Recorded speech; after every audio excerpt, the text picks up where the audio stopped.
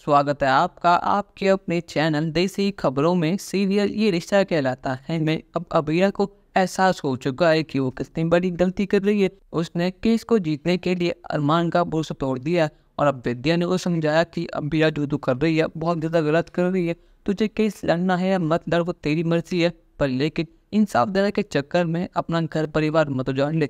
ये सिर्फ एक केस है, ऐसे केस आएंगे जाएंगे, तेरा करियर आज नहीं तो कल बन जाएगा, पर लेकिन अगर तेरा प्यार छूटा तो ज़िंदगी में कभी नहीं वापस आएगा।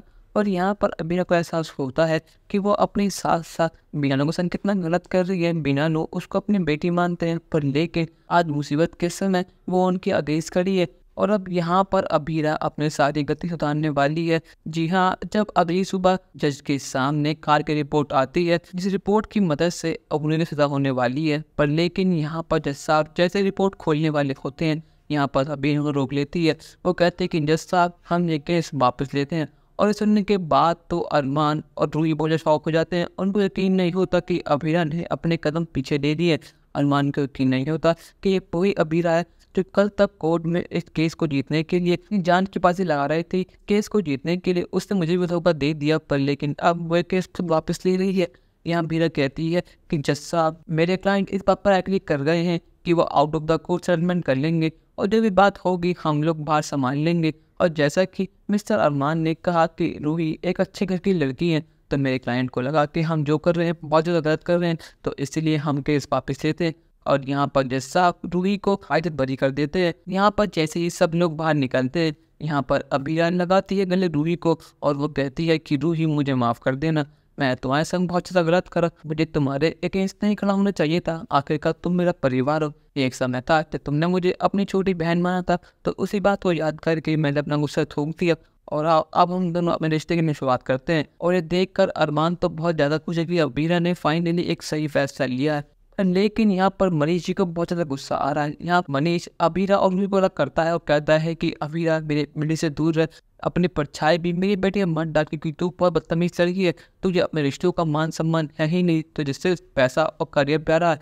जब भी तूने अरमान को धोखा दिया, हमें धोखा दिया, तुझे आज तक मैंने अपनी बेटी माना, पर लेकिन जब मेरा मुश्किल समय आया तूने मेरा साथ छोड़ दिया। मुझे लगा कि तेरे संग बहुत बुरा हुआ ज़िंदगी में, पर लेकिन तेरा जो कुछ भी हुआ आज तक बिल्कुल सही हुआ। तेरी माँ तेरे संग नहीं है तो बिल्कुल ठीक हुआ। तेरा इस दुनिया में कोई नहीं है जिसे तू अपना कह सके, और वो बिल्कुल सही है क्योंकि तुझे रिश्तों का मान ही नहीं है। अबीरा कहती है कि बीनानू आप क्या बात कर रहे हैं। मनीष कहता है कि मुझे बीनानू मत क्या, वरना मुझसे बुरा और कोई नहीं होगा।